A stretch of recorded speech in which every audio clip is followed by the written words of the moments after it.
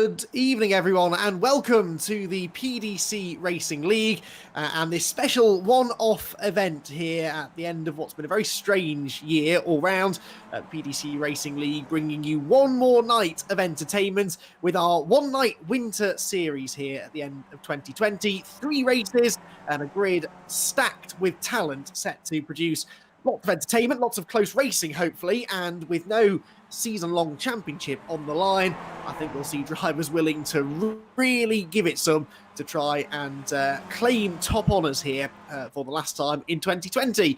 Well, my name is Andy McEwen here to bring you all of the action alongside Graham Sessford at Year One TV, and we've thoroughly enjoyed covering these PDC Racing League nights over the last sort of 6 to 8 months or so, through the first lockdown period and then on and off through the rest of the season. And we're very much looking forward to what the future might hold for the PDC Racing League. Hopefully we'll see another full season in the fairly near future. Those of you who have been watching PDC races in the recent past will be fairly familiar with a lot of the names that you'll see and hear me talking about tonight. Many of the drivers, in fact, I think most of them have raced fairly extensively with us in the past, and we've got former champions on the grid hoping to snatch one more slice of glory here right at the end of this season. The way it's going to work tonight then, it is a slightly different format than we've been used to. There are 3 20-minute races over the course of the evening at 3 completely different circuits, which the drivers only learnt the identity of yesterday evening, about 24 hours ago, so they've had limited practice at these tracks. The first one is the track that they are qualifying on now. That is the always popular Lime Rock Park circuit in America. They then head back to British shores and the super scenic Alton Park circuit, and then we head to a bit of a wild card, the Oran Park racetrack, which is now sadly no more, but was for a long time a very popular racing venue over in Australia. And through the joys of sim racing and the iRacing platform, we are able to revisit Oran Park for a 20-minute race at the end of the night. The cars that are being used are the very familiar Skip Barber Formula 2000 cars, which is the usual steed of choice for the PDC Racing League, and they continue to choose it because it provides some really spectacular racing, lots of slipstreaming, it's easy to overtake in these things, and that all helps to aid the entertainment that we will be able to bring you over the next couple of hours or so. Well, we are fairly deep into this qualifying session, only a couple of minutes left, 15 minutes of qualifying to set the grid for this first race, and it is Kyle Power, who we're following on screen, who is on provisional pole at the moment. They're the green 666 car. He has set a pretty quick lap time at the moment and is quite a bit quicker than anybody else. Chris Knox is second fastest, and Freddie Hewitt looks as though he's third, although Cesare Rizzo has just jumped to the top of the time. So Cesare Rizzo already making a liar of me with the fastest time of 57.89 on that previous lap to go to the top of the pile. That's about 500ths quicker now than Kyle Power in second. Chris Knox is third. Cesare Rizzo giving up on the session, I think now. He knows he can go no quicker than that. Freddie Hewitt fourth, championship contender for the last couple of seasons, with David Ward fifth, Michael Seal sixth. Gavin Johnson, one of the men behind the PDC Racing League, is next, just ahead of Dan Blake, who is our reigning champion. Dan Blake, who won in fairly dramatic fashion at the end of season 3 of the PDC Racing League not too long ago. There is Dan in the Year One racing car coming out of the final turn, blasting across the start-finish line. Is he going to improve then on 8th position? The answer is no. He stays where he is. And Dan Blake, though, you know, when it comes to racing time, he will be right up there. Not always been the best qualifier, but a very, very feisty racer and good at working his way through the pack when needed. And that's certainly going to be necessary at several points, I think, over the course of the evening. David Ward here in the Fast R liveried car has just jumped into second place. David Ward, another quick driver who in the past has lacked a little bit of the consistency maybe required to fight for championship honours. But David's been a long-time supporter of the league. He's put an awful lot of effort and investment into helping the series a success. So too have Fast R as well, which is on the side of his car. You can see it there. Very good-looking car it is as well. Fast R have been another supporter of the series, And hopefully Fastar's efforts are going to enable us to continue to run this league, and Fastar are also looking to try and continue their support of real-world racing drivers as well. So just a few of the names that are going to be up towards the sharp end, but right at the sharp end, right at the end of the session, we've had some changes because Chris Knox has gone fastest. There is the 888 car, and Freddie Hewitt has gone second place, but Chris Knox with that late lap is a 10.5 quicker than Freddie Hewitt in second, and so it is Knox and Hewitt that will have the front row of the grid. Again, two former race winners and championship contenders, the pair of them in seasons past, that lock out the front row of the grid. Steve Hefford there we're seeing, who I can't actually remember if this is his PDC debut. He certainly is. I think he's done a couple of races, hasn't he, in season 3, but I am more familiar with seeing him racing Mazda MX-5. It's in the one make iRacing series that he enjoys competing in with those cars, something a little bit different with PDC Racing League. But Steve Hefford, a pretty handy peddler, only 11th quickest at the moment in this session. Alan Toon is down in 20th, and Ian Crosby, I don't think ever set a lap time. So we had 20 cars complete laps.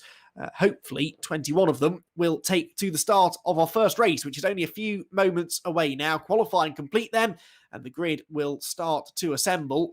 And Chris Knox will have that all-important pole position. Track position is important here at Lime Rock Park. Not the easiest place to overtake. You've got that long pit straight, the Samposi straight, where you can get the slipstream and potentially grab an overtake into the first corner.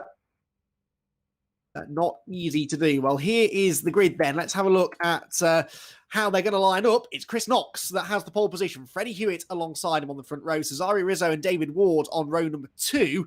And then it will be Kyle Power and Michael Seal on the third row. Harry Melvin with an impressive run there, 7th on the grid alongside Gavin Johnson. Dan Blake is only 9th ahead of James Holman on the 5th row. Then it's Steve Hefford and Sam Holman next, ahead of Phil Regan, Ian Court, Paul Warren, Kevin McGlode. Carl Jacquelette is on the 8th row with Chris Kidman, Alex Hall, Alan Toon, and Ian Crosby. Hopefully, will load in at the back of the grid. Waiting then for the rest of the grid to be set, and then we will go racing for 20 minutes here around the Lime Rock Park. There is Chris Knox on pole position, and that's a distinctly liveried 888 car. I think we're going to see a lot of it at the sharp end today. Surviving this run through the first corner can often be challenge in and of itself. So here we are then, the one-night winter special of the PDC Racing League about to get underway. The red lights go out now. We're away and racing, and it's a very, very good start made from pole position by Chris Knox. Freddie Hewitt slots into second place. It's still third for Rizzo. The first side-by-side battle was almost the 4th position as Kyle Power tried to ease his way up the inside of David Ward, but couldn't quite do it. Through the first corner they go then. Knox leads the way. Hewitt into second place. They've stayed in grid order then amongst the first sort of half dozen or so. Some changing further back. Dan Blake looks as though he's got himself ahead of Gavin Johnson. Other than that, a very orderly start and nice and careful through the first few corners. No one making any real banzai moves for now. We're bypassing the chicanes. This next corner is a virtually flat-out right-hander, and as the leaders go through, there's some side-by-side racing behind us. Cesare Rizzo is overtaken by David Ward. David Ward moves into 3rd position. Rizzo in the all-black car down to 4th. But then Ward runs wide through the penultimate corner, gets on the grass, and Rizzo goes back through. So David Ward was briefly into 3rd position. Cesare Rizzo goes back through. Then we've got Michael Seal, David Ward's teammate, coming up behind him as they all start to fan out already at the end of the opening lap of racing. Across the line they go. Knox leads the way. 2nd position is Hewitt. 3rd position is Rizzo. 4th for Ward. And the real battle is going on behind Dan Blake there around the outside line. The 27 car on the inside is Harry Melvin. And Harry Melvin gets the inside line for the second apex at turn 1 as well, and moves himself ahead of Dan Blake. Gavin Johnson's right behind them, and the green car in front is Kyle Power in 6th position. It is so close in the midfield here, and one false move can so easily spell disaster. These cars lock wheels very easily, so when you're running side by side, as Kyle Power and Michael Seal are attempting to do so, it can very easily lead to race-ending contact. Power's the one that runs out wide in the end, and Harry Melvin goes up the inside, flies through on the inside line. Dan Blake tries to follow him and gets very sideways, and Dan Blake is off into the barriers. The reigning champion is off on lap number 2, and that is an uncharacteristic mistake. He was on the inside there of Melvin, that was, I think, as they went through the right-hander. No, Power, wasn't it? Excuse me. Kyle Power, they were on board with Dan Blake. We can see the replay. He goes to the inside and just lost the rear of the car. He overcorrects. He gets another snap of oversteer, corrects that, but by that point, he is careering towards the barrier. And Dan Blake, well, he's continued, but right towards the back of the field. And that is effectively his race over. He will be able to carry on, but his pace is going to be definitely affected by the pretty significant front-end damage that he's sustained. His chances of fighting for a podium surely are over. Well, Chris Knox still has the lead of the race. Freddie Hewitt trying to go after him, but at the moment can't quite keep up. 3/4 of a second is the margin between the two of them. Rizzo and Ward still debating third place in the background. I think it's Rizzo that has hold of it for now. But that was a very dramatic opening few laps. Yes, there it is. Rizzo ahead of Ward. Then Melvin, Seal and Power are next, with Steve Hefford carving his way through from outside the top 10 on the grid. He's into 8th place now, 9th for James Holman. And Gavin Johnson's dropped his way down into 10th position. The drivers in strife. Alan Toon has fallen to the back of the field and in fact has not completed that previous lap, I don't think, and there's contact into turn number 1 and off goes Steve Hefford, and that was James Holman who ran straight into the back of him.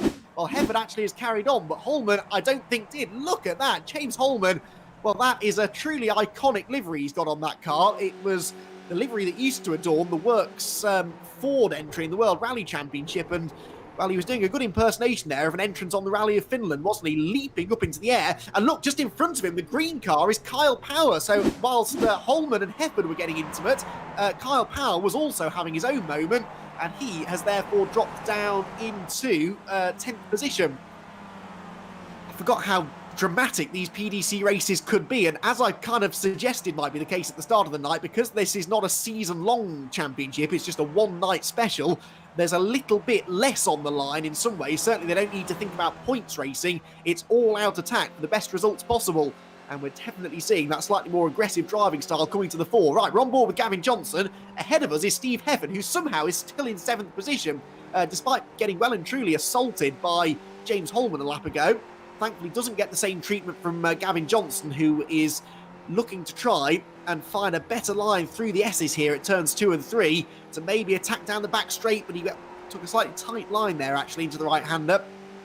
And so Hefford will just about retain the place. Now, when we've previously raced here at Lime Rock Park with the PDC Racing League, we would take a sharp right there through that chicane. That is where it all went horribly wrong for Freddie Hewitt and Dan Blake, you may remember, at the start of Season 3 a few months ago, whilst they were battling for the lead. David Ward was in that scrap as well. In fact, I'm fairly sure Chris Knox had a part to play in it all as well. So some of the names we've seen getting involved in the drama tonight are well versed in how quickly it can go wrong. Here, there's a spin up in front of them.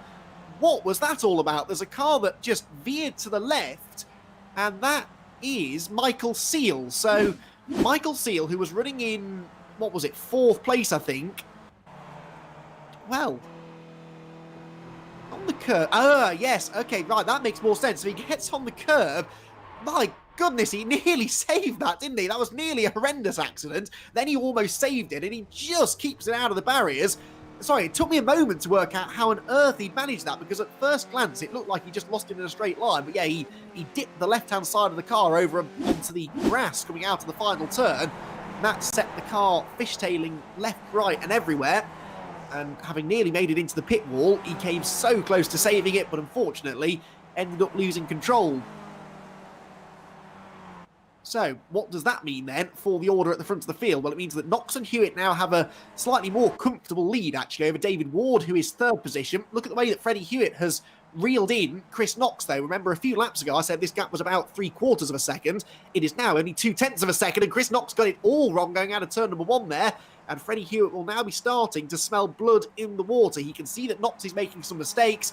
Knox, of course, is fully aware of the fact that Freddie Hewitt's been able to just reel him in over the last lap or so, seemingly with ease. And that now very much puts the pressure on the race-leading driver to not make any further mistakes. But he's wide again as they go over the hill. Hewitt tries to get to the inside.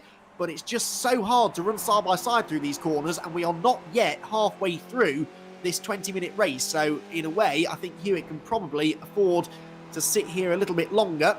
Just coming up to 7 minutes into this 20-minute encounter. He's got the slipstream now, though, down the pit straight. Look at Chris Knox driving on the grass down the right-hand side of the road to try and defend. But Hewitt has the run. He has the momentum. But what he doesn't have is the preferred line into turn number 1. Chris Knox had the inside and successfully uses it to defend the race lead. So Knox hangs on. Hewitt's second place, but having done the seemingly difficult bit in catching Chris Knox, he actually now finds that overtaking him is even harder, because Chris is a very, very good defensive driver, and even though he's maybe not the quicker of the two right now, he's not going to make it easy here for the Team Cheetah Fast R sponsored driver to find a way through. He was a real star of the last couple of seasons of the PDC Racing League, and he knows how to win these races. But right now, I think he might be a bit scared to get himself up alongside Chris Knox, because Chris's car is booking around like a booking Bronco. It does not look happy. Look at the fishtailing again out of the final corner. And once more, Freddie Hewitt has the slipstream. Now this time, interestingly, Chris Knox doesn't move to the inside to defend. Maybe he knows that Freddie Hewitt's a bit quicker. He can see that they're being caught slightly by David Ward and Harry Melvin behind too. And so actually Chris Knox sensibly there just lets Freddie Hewitt go. Maybe he can now stay with Freddie, learn where he is quicker than him, and perhaps use that slipstream to retaliate again in a few minutes' time. They've also got some traffic up the road. That's number 84, which is Alex Hall, who's running just towards the back end of the top 10. Shows you how many cars have had troubles early on. Speaking of trouble, this has got trouble written all over it. Ian Court in the Union Flag liveried car, number 77, has number 20, which is our aerobatic James Holman, who had that fairly spectacular moment earlier on. And just behind them is Ian Crosby. Ian Crosby, another veteran of the PDC Racing League. Holman slithers his way up the inside. That was a gutsy move. And it didn't take Ian Crosby long to take advantage of that as well. So they both moved themselves ahead of the 77 of Ian Court. Ian Crosby here in the Specsavers car. On his day, a very rapid racer, and I seem to recall him going quite well at Lime Rock Park in the past. So he perhaps shouldn't be quite so surprised to see him keeping pace inside the top 10 here. So Holman moves himself into, what's that now, sixth position. Now that could become 7th because Crosby had that slipstream, goes to the outside into turn 1. The 20 car on the inside there, very nearly losing control. That is a very fetching livery on James Holman's car. More people should use retro rallying liveries on their iRacing cars. When I come to Power, I'm going to make sure that that's a rule, because it really does evoke some pretty happy memories of certainly my childhood. They look pretty cool as well. Racing liveries just were cooler back in the 90s, weren't they? I think we can all agree on that. Anyway, I'm getting sidetracked. This battle is very, very close, and Ian Crosby, I think, is getting close to having a go again down that pit straight. They rattle over the curbs through the penultimate corner, drop down under the footbridge. We ride inside the front wing now of Ian Crosby's car.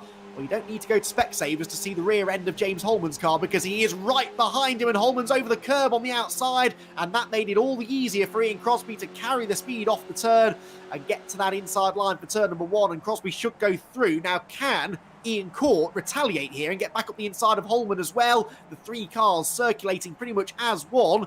Crosby goes ahead. Holman slots into 7th, though. He keeps Ian Court behind him for now, but I think this battle is going to keep running and running as they wind their way through the S's out towards the far end of the circuit. Now, at the front of the field, Freddie Hewitt is still ahead of Chris Knox, by the way. That's Steve Hefford doing his best to have an accident coming over the hill as he defends his 6th position from Gavin Johnson. But yeah, the front of the field, Freddie Hewitt is getting away now from Chris Knox. That gap, well, I said he was getting away. Chris Knox actually just put in a really good lap. He's right back with him again now. And so Chris Knox tries to go around the outside through turn number 1 to no avail. So Hewitt hangs on. Hewitt Knox are the top 2. David Ward is still in 3rd position, about 3 seconds behind this pair, with Harry Melvin close behind him. Then 5th position, Cesario Rizzo. 6th is Steve Hefford. 7th place, that's all changed actually. Sam Holman's just jumped into 6th position ahead of Hefford, with Gavin Johnson in 8th, Carl Power 9th, and Dan Blake is back into the top 10 now as well. So Dan Blake still on the lead lap with that damage as Chris Knox flings the car over the hill. He, I think, maybe feels that he could still find a way back into the race lead here. And it's interesting, isn't it? Because when Chris Knox was in front, it looked really like Freddie Hewitt was quite a bit quicker than him. But now that Knox has the slipstream, he looks significantly faster than Freddie, who has to pull to the inside to defend across the line. And can Chris Knox get there? They're dead even as they go into turn number 1. But as we've seen time and time again in the past, the outside line through that first corner is almost, not quite, but almost impossible to make stick. If you're really brave, you can go right on the outside there and get the inside of turn 2, but you're running the risk of the car on the inside drifting wide and forcing you off the road, which Freddie Hewitt nearly does to himself there as they go out of turn number 3. On the back stretch, takes a defensive line. This is a brave place to go around the outside as well. It's a brave place to go up the inside, let alone the long way round, and Chris Knox sensibly backs out of it again. The car steps out on him as they go over the hill, but once more he has got Freddie Hewitt on the ropes here. Hewitt is having to drive defensively, and Chris Knox knows now that this is his chance to attack again. We're into the second half of the race now, 12.5 minutes gone, 8.5 minutes still to go, and Chris Knox couldn't be any closer to Freddie Hewitt, who moves over to the right-hand side of the road as quickly as he can. But look there, from the aerial view, Chris Knox has got himself fully across. He's clear of Freddie Hewitt, but Freddie is late on the brakes, and he was just close enough to put that little bit of doubt in Chris Knox's mind. Chris wasn't quite sure if he was clear, didn't dare turn in, and so Freddie Hewitt is able once again to retain the lead of the race. Fantastic stuff, this. Freddie Hewitt out in front of Chris Knox once more. Battle, they are definitely losing a bit of time to David Ward and Harry Melvin behind. Now this battle is still continuing. What order are they in now? It's Crosby ahead of Holman ahead of Court, but they're not that far now behind the next train of cars. They're also being caught by Michael Seal, who's recovering from that huge moment that he had coming out of the final corner. So Michael Seal there, the black and gold car in the background, is arguably quicker than these three. And as they continue to squabble, he's going to catch them even more rapidly over the hill again. And that's a good exit from James Holman. He's going to try and get to the inside of Ian Crosby through the penultimate corner, which he does. Hits the curb, just keeps it on the island on the exit, though. And in true rally car style, James Holman sideways manages to make the move stick. Crosby slots in behind ahead of Ian Court, but Michael Seal is the man on the move. Crosby is sideways, almost ends up in the pit lane. That's exactly what Michael Seal did a few laps ago, and I'm sure Michael will have a bit of a smile on his face now as he takes advantage of that to move alongside Crosby as they go into turn 1. Crosby's on completely the wrong line, right up over the curb. Seal tries to go around the outside. This is that brave move that I said was almost impossible to pull off, and it proves to be impossible for now. Michael Seal couldn't quite make it work. Backmarker gets out of the way as well. There is so much to think about here when you're in a train of cars like this.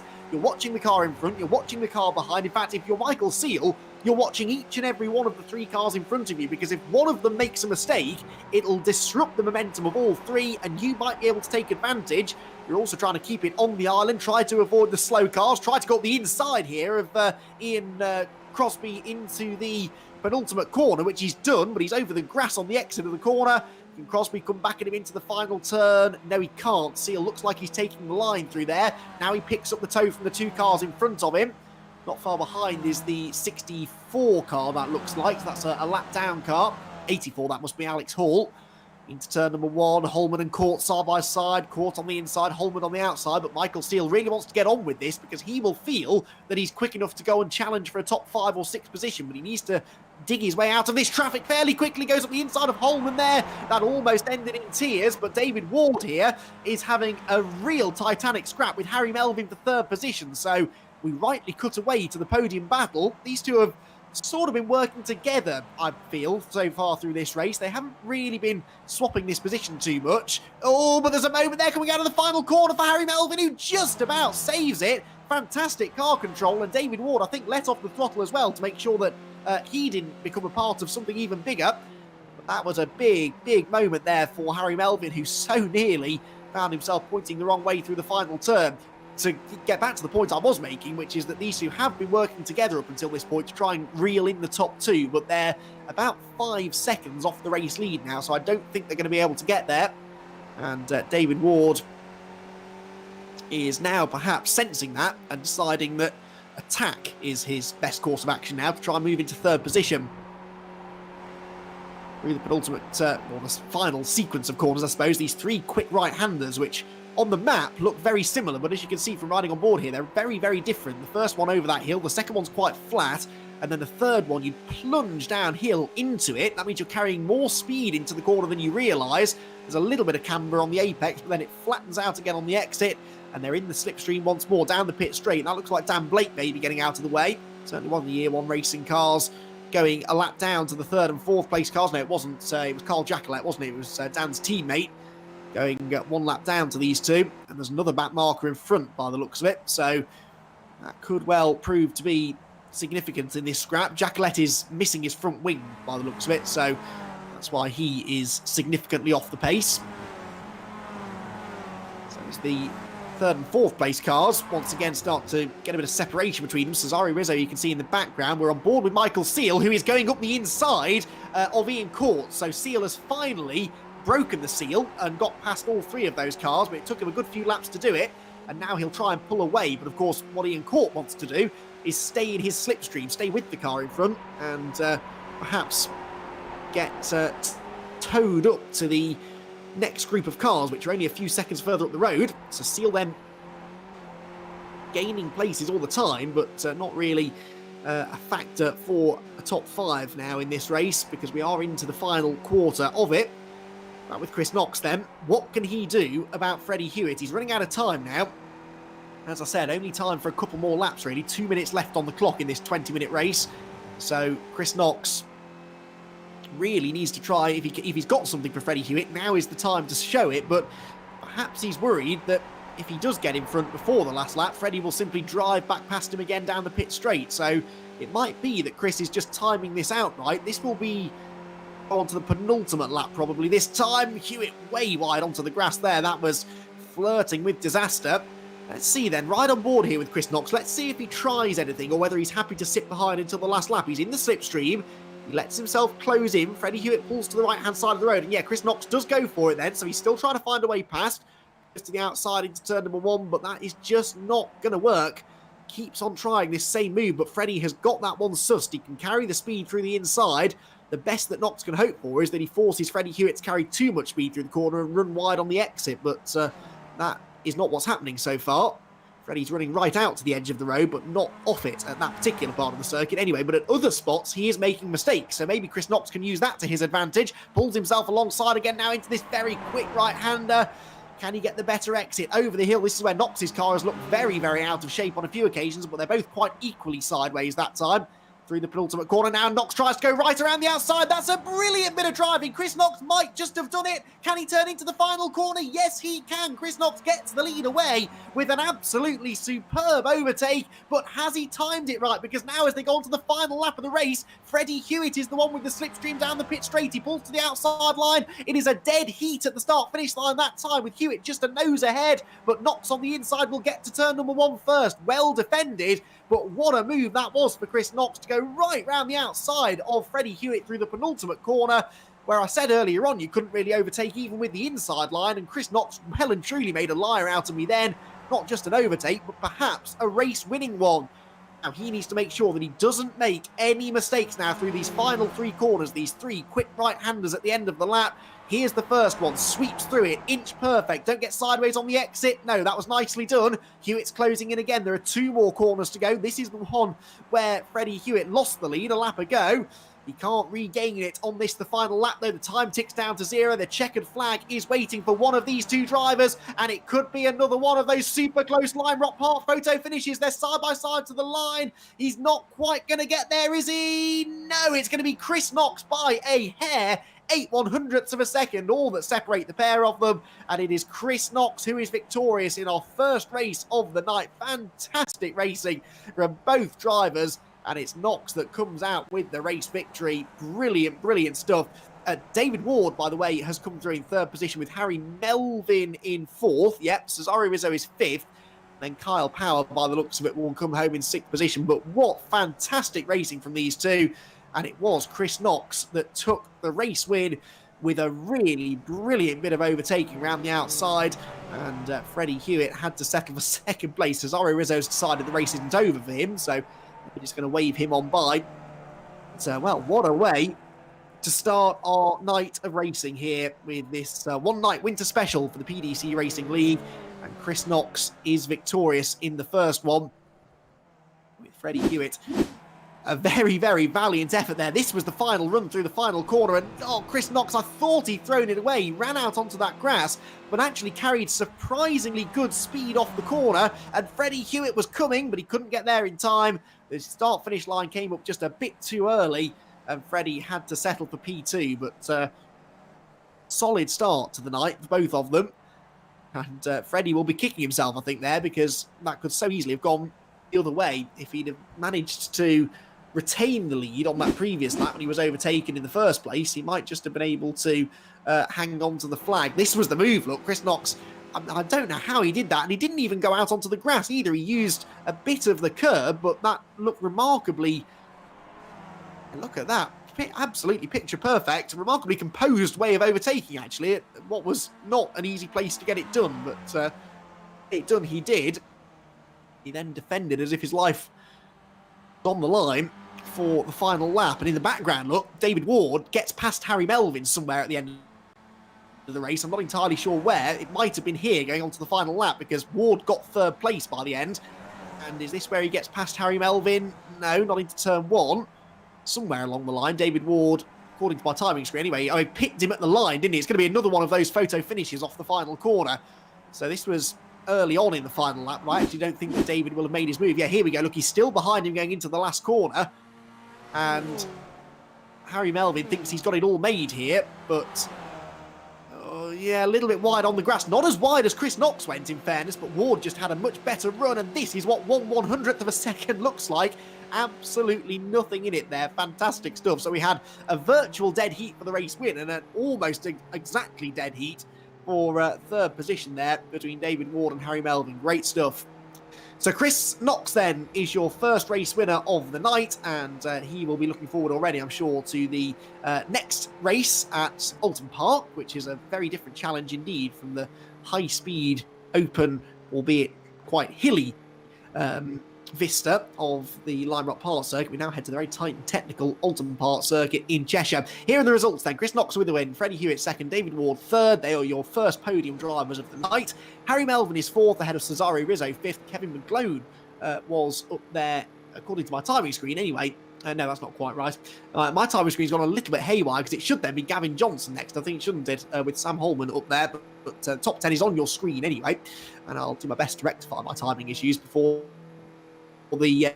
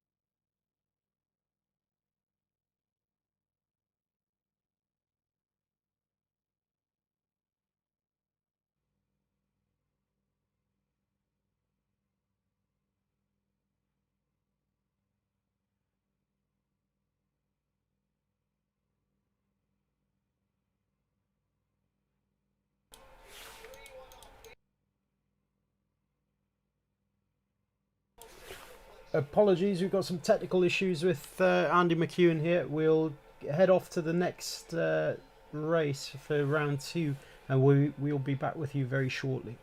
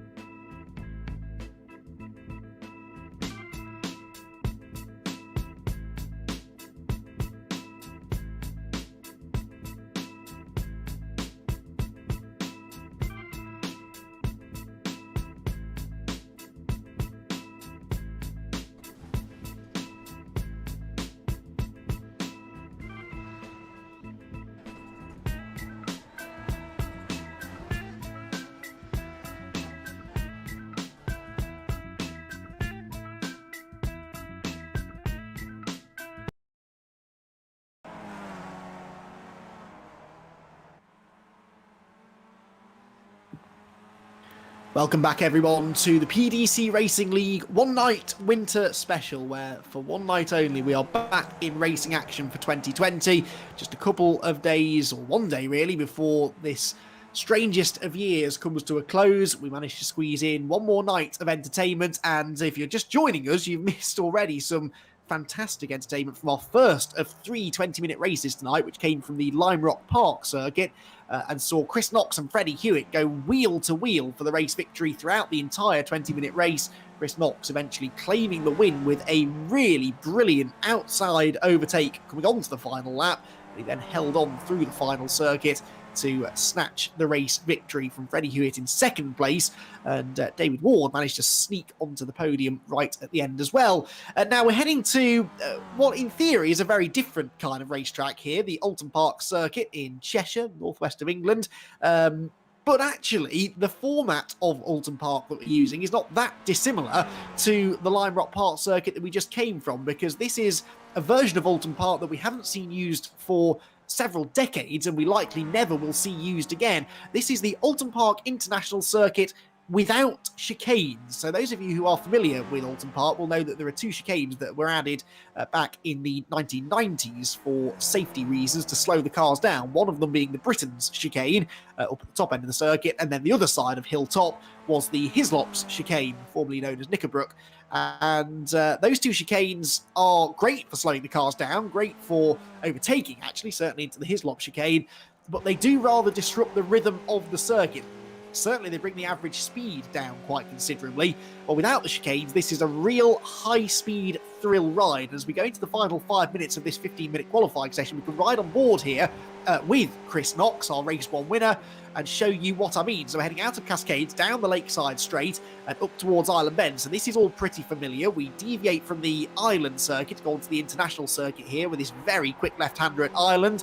Then into the Shell hairpin, slow traffic ahead, which hopefully will not impede us too much because Chris Knox hasn't yet been able to set a particularly rapid time, so we need this to be a clean lap, really.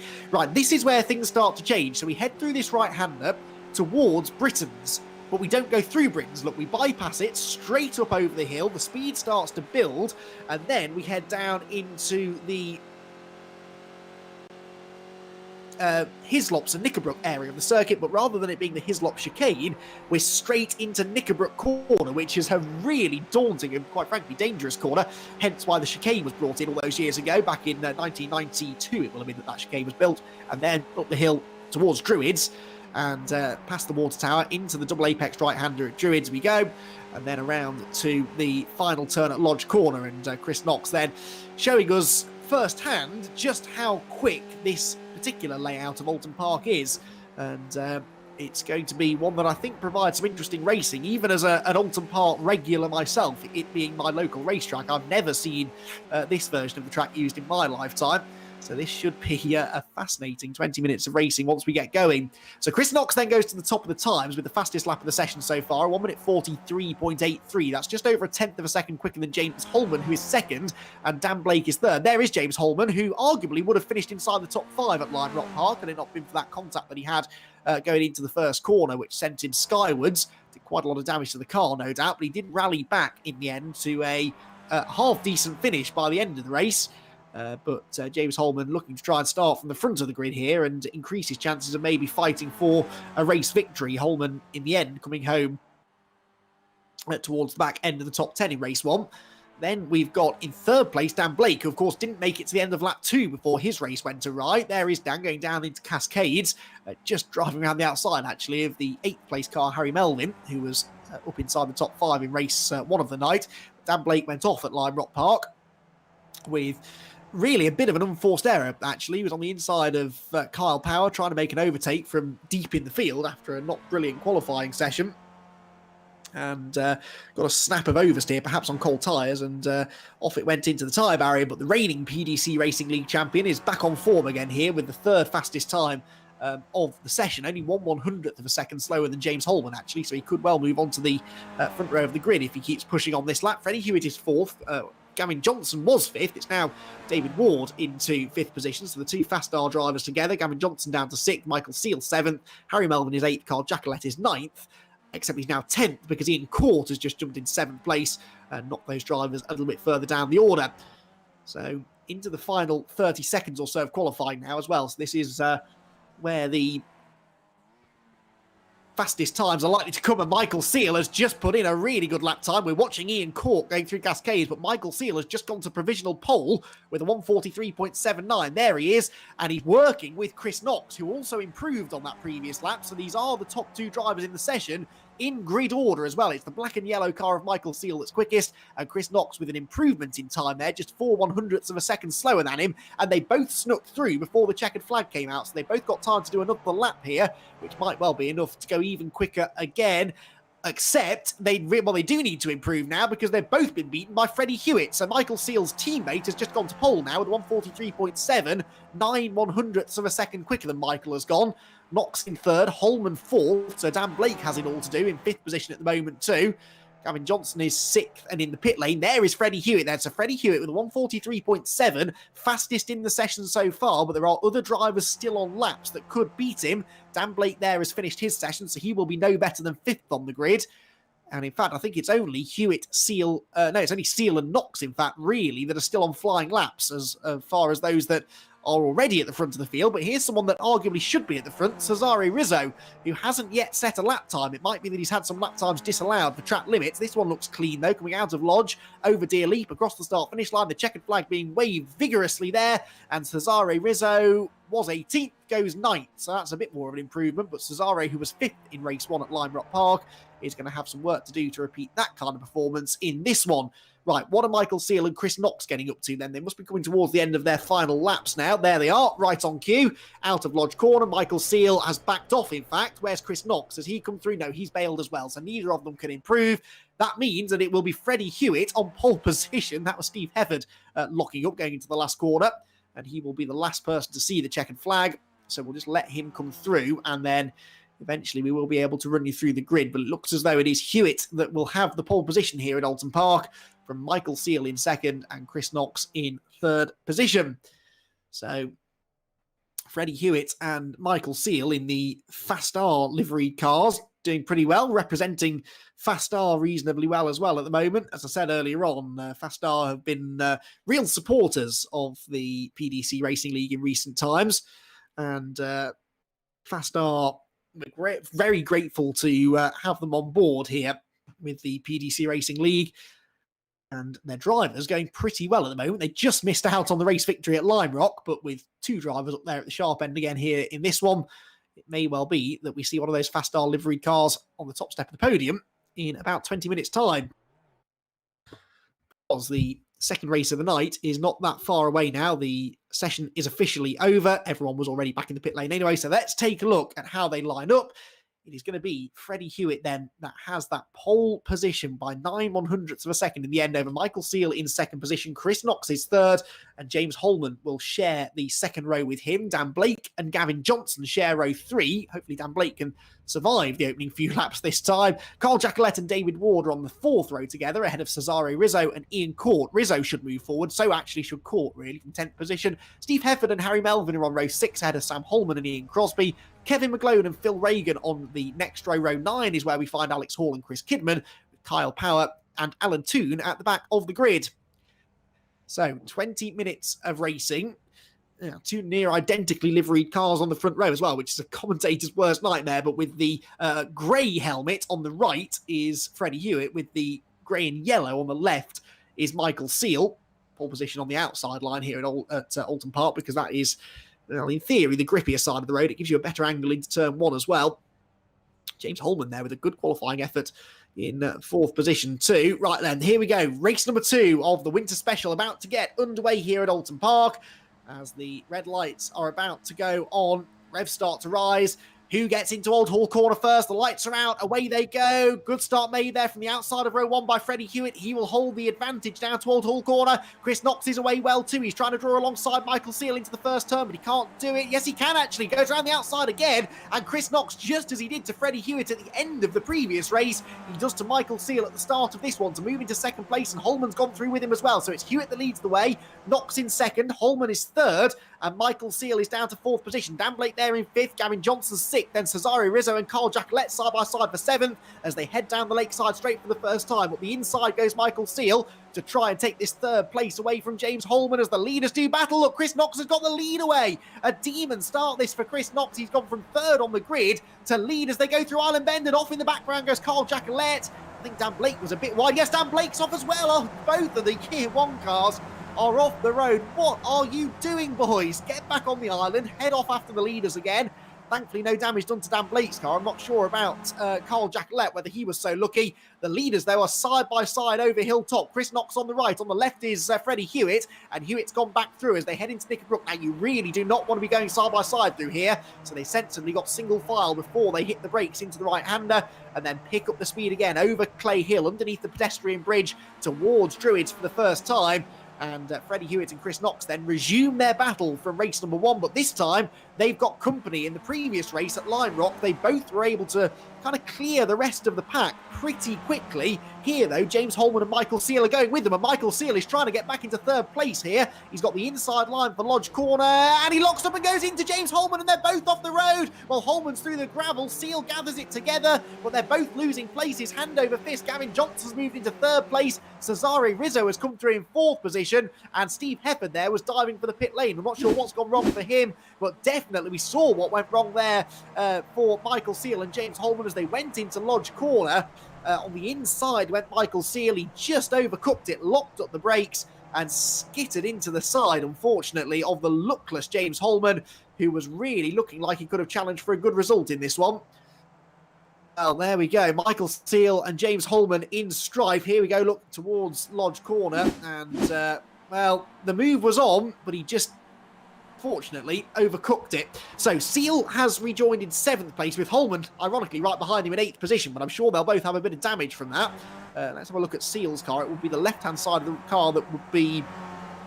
Well, actually, that doesn't look too bad, does it? No wing damage, so they might have got away with that with just a bit of wheel banging, but James Holman will not be best pleased, and should he catch Michael Seal again, I'm sure he will want to get back past again as quickly as he can, prove a point if nothing else.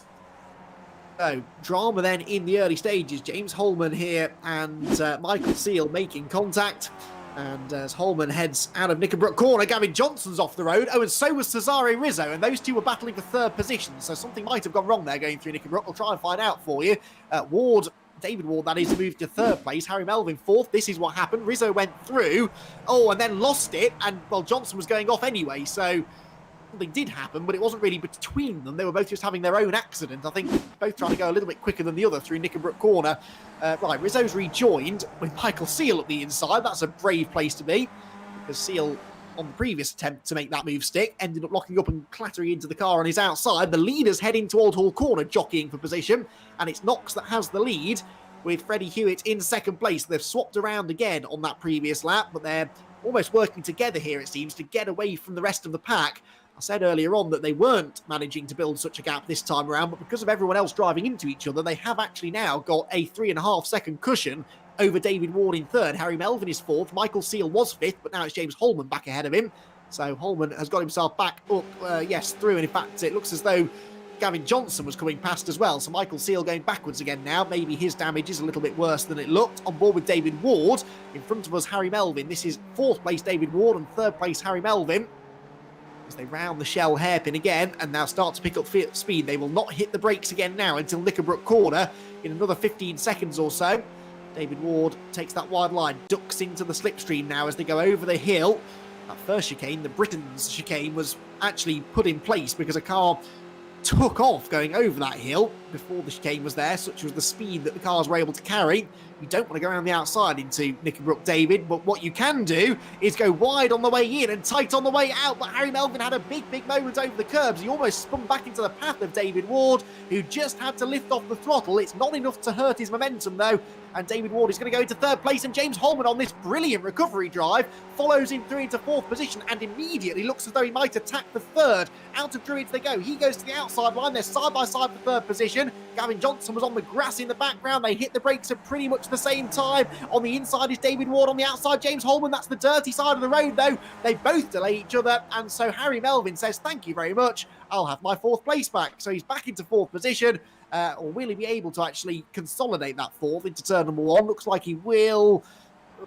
Just about. No, Holman might stay around the outside. He does, but he runs onto the grass. So too does David Ward in front. And, well, actually, Holman seemed to gain quite a lot out of that. So I'll make of that what you will. He's up the inside anyway into Cascade. Definitely not. That was fairly liberal use of track limits, I'd say, from Holman going out of Old Hall Corner. But you can see the way that they're losing time hand over fist to the leading two. They're 5.5 seconds behind the top two now because they can't seem to sort themselves together. So Ward then makes third place his own for the time being. Holman and Melvin still debating fourth. And Gavin Johnson in sixth position, kind of keeping a watching brief behind them. Sam Holman is in 7th place, by the way. Phil Reagan is 8th, having started 16th. That's a good effort. Dan Blake is 9th after his first lap off. And Carl Jacquelet, likewise, is in 10th position. Right, over the hill. And we've got James Holman and David Ward, I think, side by side in the up ahead look. We're on board with Gavin Johnson, and David Ward is trying to fend off around the outside attack from James Holman into Knickerbrook corner, which amazingly pays off. So Holman is back into a podium place. There's no doubt that he's got some pace around Alton Park, but he just hasn't really been able to show it because of that contact he had with Michael Seal earlier on. But he's into third now, and Harry Melvin is trying to follow him through on the inside at Druids corner, which he does. Now, can Gavin Johnson find a gap as well? No, David Ward sees off that particular attack, carries good momentum off Druids, and then that slipstream starts to pick up again as he maybe thinks about having a dive up the inside at Lodge, but no, they all remarkably stay single file for the time being. Through the right-hander, the cars don't have a lot of grip. You can see they run on grooved tyres rather than racing slick, so that certainly limits the grip. They do have front and rear wings, but they're fairly skimpy, so they don't really produce a huge amount of downforce.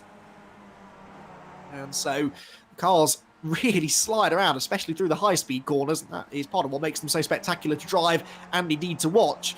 Speaking of spectacular to watch, Dan Blake is a good man to watch if you want to see entertainment, especially tonight. Maybe not the right kind of entertainment as far as he's concerned, but he and Carl Jacquelet are working together here to move through the field. Jacquelet actually has the fastest lap of the race, 1:44.34 that he set on the previous lap, but Dan Blake was running pretty much the same pace. They're the fastest two cars on the track right now, but they're 8th and 9th places. But so unfortunately, I think any chance of a race win is pretty much gone, but they could work their way into the top half dozen before the race is over. We are not yet halfway through after all.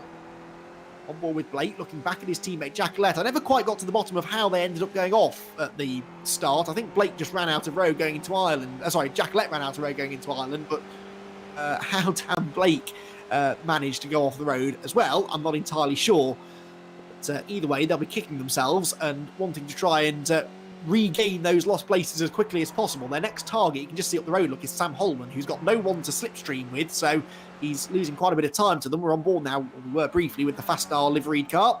Number 31, Sam Holman, who we've seen racing a few times in the PDC Racing League of late. He was very quick right from his debut, and would probably be going quicker now if he had someone to get a tow from, but he's got no one in front of him. You can see the gap to the 3rd, 4th, 5th and 6th place cars ahead. So as a result, he's being reeled in quite quickly by Blake Jacquelet and Ian Crosby, who's sort of tagged along there with the Year 1 racing drivers. There is Crosby, who again lost... actually, no, he just didn't qualify well, did he? Qualified 14th for this one, Ian Crosby, but has gained 4 positions since the start. Alex Hall is the next car behind them, having a slightly better showing this time as well.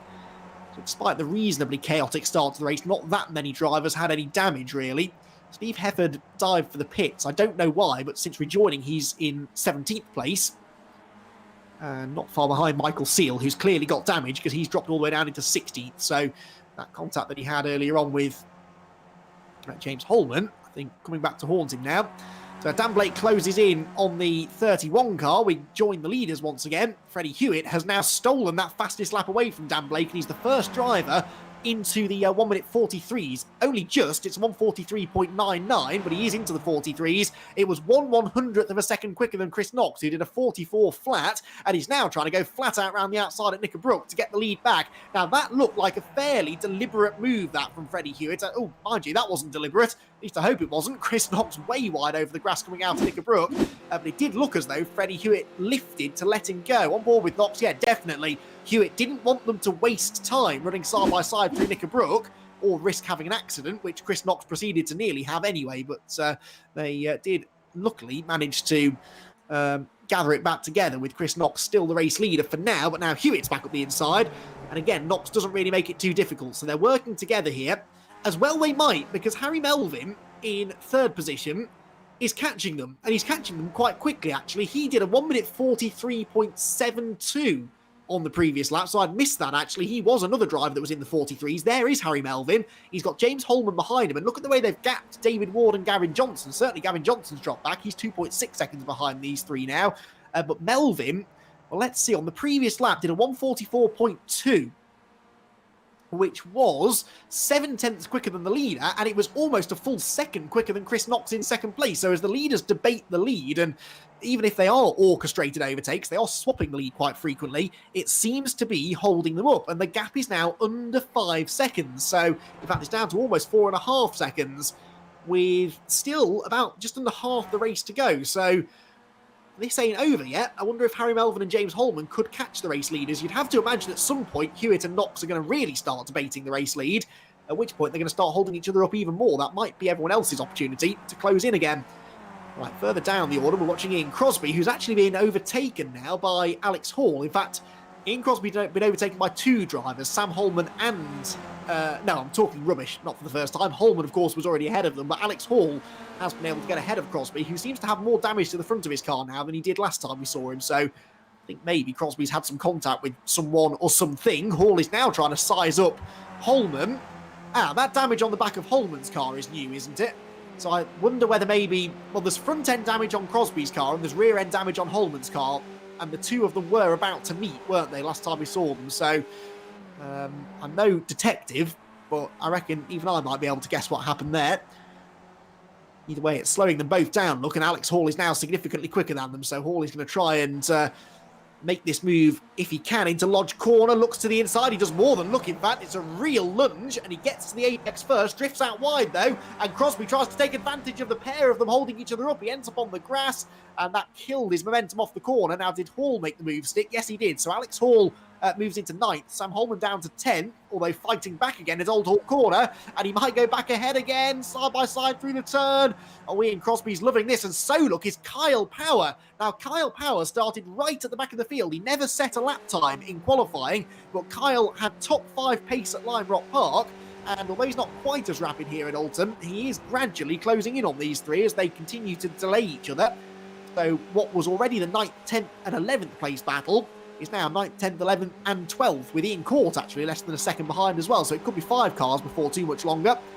Slide their way through Island Bend into Shell. Power takes the wide line in, tries to carry the speed through the middle of the corner, which he does nicely, and then that translates into good exit speed too. And Crosby got a wheel in the dirt, so he's slow, and Kyle Power needed no second invitation, so he moves up another place. Kyle Power into 11th now, and he's got a slipstream from the two cars in front, which are weaving around over hilltop to try and break that slipstream, but it's not working. Crosby's got a problem. Look, he's going slowly. Ian Court has gone through now as well, as Sam Holman goes on the inside of Alex. Oh, Alex Hall into Knickerbrook Corner.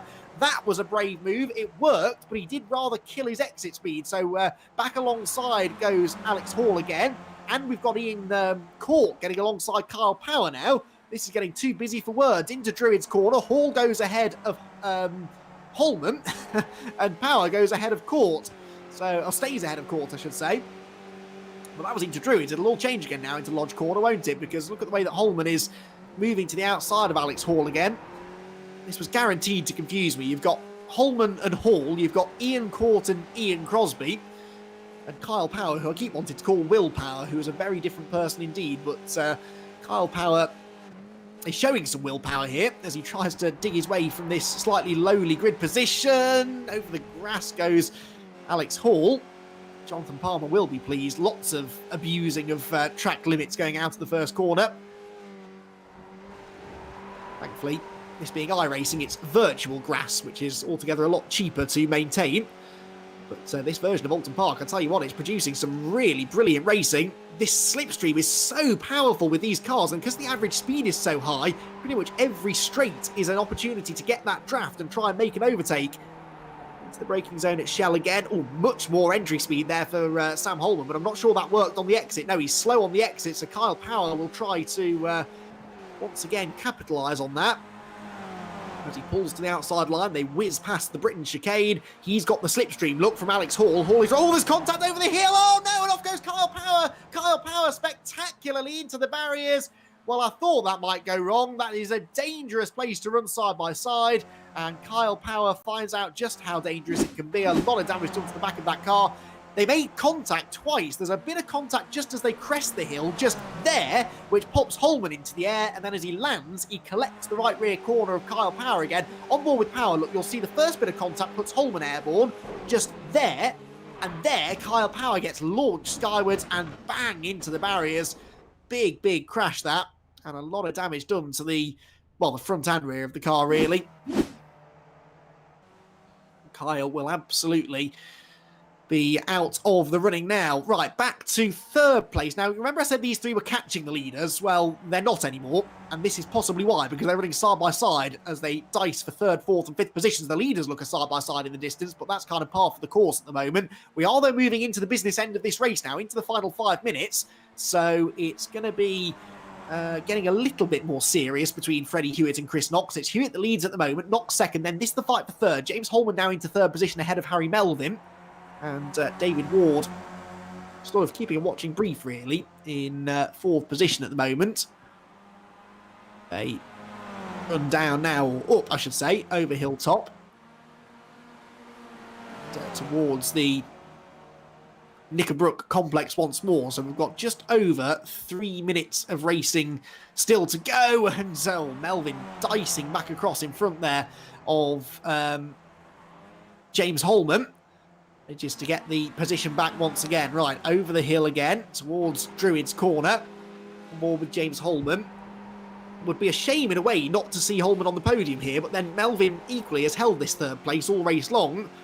Have to wonder though what James Holman could have done if he'd have started at the pointy end of the grid, as he arguably should have done.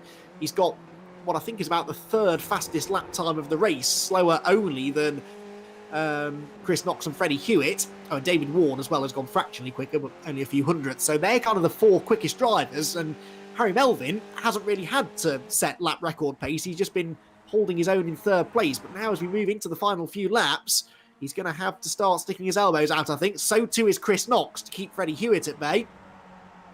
They round Cascades. Knox using a lot of the curb there. Hewitt gets into the slipstream. Knox pulls to the inside line once again. And is he going to let him through as easily this time, I wonder? No, he's going to fight his corner this time. So there we go. That little bit of teamwork that we saw through the first 3 quarters of the race, very much coming to an end now. They're also losing time again to the Melvin, Holman and Ward trio. That gap is under 5 seconds now. It was about 6.5 a lap ago. So another sign, really, that this lead battle is starting to intensify. But I think they're far enough ahead that it shouldn't really matter, unless, of course, they take each other off. Freddie Hewitt pulls to the inside as they go over Hilltop. This will give him the inside line for Knickerbrook Corner, though. On the outside, Chris Knox will surely have to give way, at least on the way into the right-hander, but he might be able to get the switch back on the way out. Tries to hang it tough around the outside, and he does. Absolutely superb racing between these two. Chris Knox is not afraid to go the long way round a high-speed corner. We learnt that when he took the race win away from Freddie Hewitt in race number 1 at Lime Rock Park. And now Freddie Hewitt is finding out just how hard it can be to overtake Chris Knox. Because even if you get the inside line, Chris isn't going to back out of it all that easily. That little side-by-side exchange, though, cost them another second to Harry Melvin and James Holman and David Ward. So those 3 are definitely getting closer, but this is going to be the final lap now, so I'm not sure they're going to get there in time, but 1 more lap to go. Anything can happen, I suppose. They head on to their final lap now of the Alton Park International Circuit. 2.7 miles of high-speed, undulating parkland circuit, and Chris Knox is going grass-tracking slightly out of Old Hall Corner. Freddie Hewitt gets the run down the avenue towards Denton's, wheel-to-wheel through the right-hander, but the next corner is a left at Cascades, and Knox has that inside line. There's quite a lot of camber through the middle of the corner, but on the exit it flattens out, and that just means that Hewitt, with the wider line in, carries the speed off the turn, down the Lakeside Straight, into Island Bend, another difficult place to go side by side. Can Knox go around the outside here? Well, of course he can. He's not going to back off now, is he? That buys him a ticket to the inside line at Shell Corner, and he retains the lead again. For Freddie Hewitt, there's got to be a little bit of frustration starting to creep in now. What does he have to do to beat Chris Knox? He thought he had it covered in race 1, got beaten with just over a lap to go, and now he just can't find a way past Chris. Right, he's going to the outside line this time. Anything you can do, thinks Freddie Hewitt, I can do better. He's got the outside line for Knickerbrook. He's got his nose in front. Does he dare turn in? Chris Knox surely will keep his foot planted. Yes, he does. Sideways into Knickerbrook Corner, but he keeps it on the island. How does Chris Knox carry so much mid-corner speed through these high-speed corners without going off on the exit of the turn? Fantastic stuff. 2 corners to go. Druids is not really an overtaking opportunity, but Lodge Corner is. We've seen so many Lodge Corner last lap deciders over the years at Alton Park, and this is going to be another one. Chris Knox was a bit sideways out of Druid's corner. He has to pull to the right-hand side to defend. Hewitt goes wide on the way in, trying to tee up the exit, trying to get back up the inside line, and he might just do it. Get that photo finish camera ready, because it's going to be another dead heat finish between the 2 of them. Chris Knox got it last time around. They're side by side to the start-finish line, and Chris Knox gets it again. by exactly the same margin. 8/100ths of a second once again is all that separates Chris Knox and Freddie Hewitt at the end of 20 minutes of sensational Skip Barber slipstreaming action. James Holman, by the way, got third place from Harry Melvin fourth and David Ward fifth. So poor Harry Melvin, who held on to that third place right until the last corner, ends up getting picked on the line. This is how he did it. Oh, he got a wheel on the grass. He made the mistake going into Lodge. Got a wheel on the grass turning in. Got all four wheels on the grass coming out of the corner. And James Holman, in the end, actually didn't have to work too hard for that. He snatched third place away. And David Ward, oh so nearly, got fourth place from him as well. Gavin Johnson came home in sixth position, seventh for Dan Blake and eighth for Carl Jacquelette as they recovered after their first lap. Indiscretions, there's Gavin Johnson on the brains behind the PDC Racing League. We thank him again for all of his hard work he's been doing to get this one-night winter special organised. Dan Blake and Carl Jacquelette inside the top 10 at least, with Sam Holman 9th and Steve Hefford in 10th position there, just coming across the start-finish line. Only just 10th though. Kevin McGlone had a quiet race in the number 7 car, but will take 11th position. Ian Court is 12th, with Ian Crosby in 13th place, Kyle Power 14th, and then the rest in behind. Well, we're being treated to some phenomenal racing, and so far it's 2-0 to Chris Knox. What I can't believe is the winning margin being exactly the same as it was at Lime Rock Park. I mean, you couldn't script that. And a near identical situation, really, with Chris Knox making a mistake at the final corner and Freddie Hewitt thinking that he might have beaten him to the flag, but just couldn't quite get there. So as the last few cars then come across the start-finish line, we can, I believe, in a moment take a look at the results of the second race of the night here at Alton Park. Then the win for Chris Knox, second place for Freddie Hewitt, and third for James Holman on the last corner, with Harry Melvin a slightly disappointed fourth, David Ward in fifth, Gavin Johnson sixth, then Dan Blake and Carl Jacquelette seventh and eighth for the Year 1 Racing squad, Sam Holman ninth, and Steve Hefford into the top 10, despite pitting early on. That's a pretty decent effort there. He beat Kevin McGlone towards the end of the race in 11th position. Ian Court was 12th. Ian Crosby 13th. They both slipped backwards towards the end. So did Kyle Power. I don't know what happened to those three. He was 14th. Phil Reagan was 15th. Michael Seal was a lowly 16th after that early contact with James Holman. Chris Kidman was 17th. Cesare Rizzo was 18th. Again, not sure what happened to him, but he was lapped down by the end. And so was Alex Hall, two drivers that were running well, of course, earlier on, with Alan Toon a couple of laps down in 20th. So that then is race number 2 done for the PDC Racing League. But do not go anywhere, because we've got a real treat coming for you next. A circuit that sadly we don't get to enjoy in real world motorsport anymore, because it's been closed. It's been turned into a housing estate about a decade or so ago. But for one night only, the Oran Park circuit will see live motor racing once again as we head for our final race of 3. So take this opportunity to go and get yourself a cup of tea, coffee, or maybe something a little bit more festive. And we'll be back with our final race of the night in just a few minutes' time.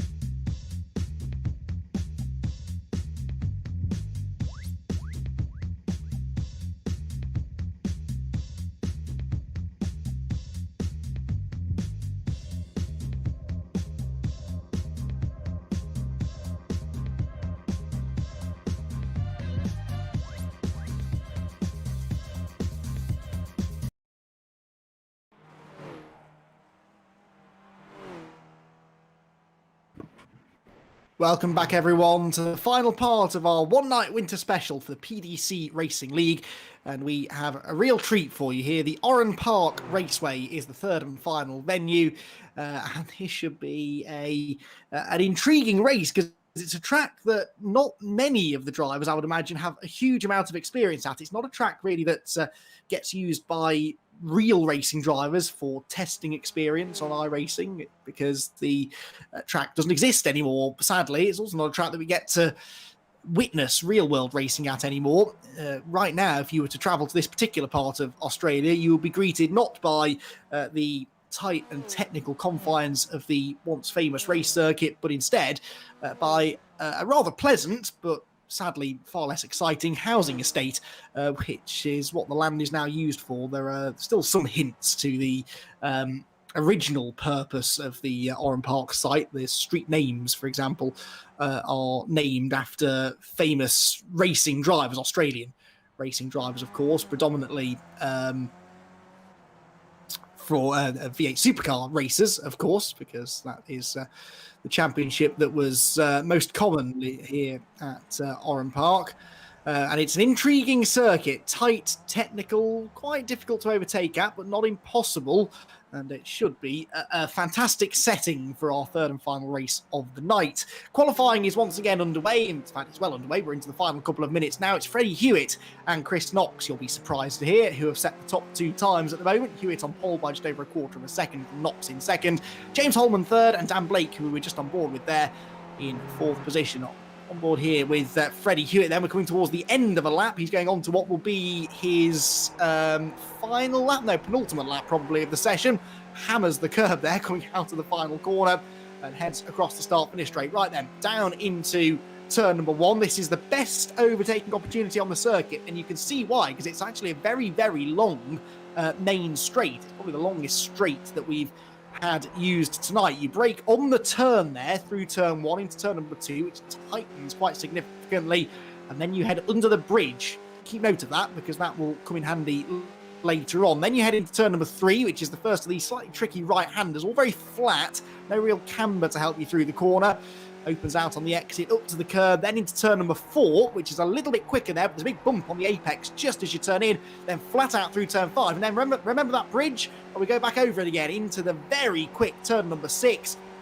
Yes, this is effectively a figure of eight circuit, which crosses over and under itself. Turns 7 and 8 then through the S's, through the right, through the left, which is flat out in these cars, then braking through the dip into turn number 9, which is a lot quicker than it looks. There's a big crest on the exit, easy to run wide. Then you go into turn number 10 and 11 towards the end of the lap now, and then down into turn number 12. Possible overtaking opportunity, I suppose, but again, you carry a lot of speed through there because it tightens up at the exit of the corner rather than at the entry. So Freddie Hewitt then comes through. He's on provisional pole anyway by a tenth and a half. Can he extend that margin? No, he can't. Not on that occasion. Oh, yes, he can, excuse me. 1:15.36. My timing screen a little bit slow to update there. So Freddie Hewitt then with a new provisional pole time, nearly 3/10 now, quicker than James Holman, who is second. So James Holman going quickly. Chris Knox in third. Harry Melvin fourth, and Gavin Johnson down to fifth. Well, there is James Holman.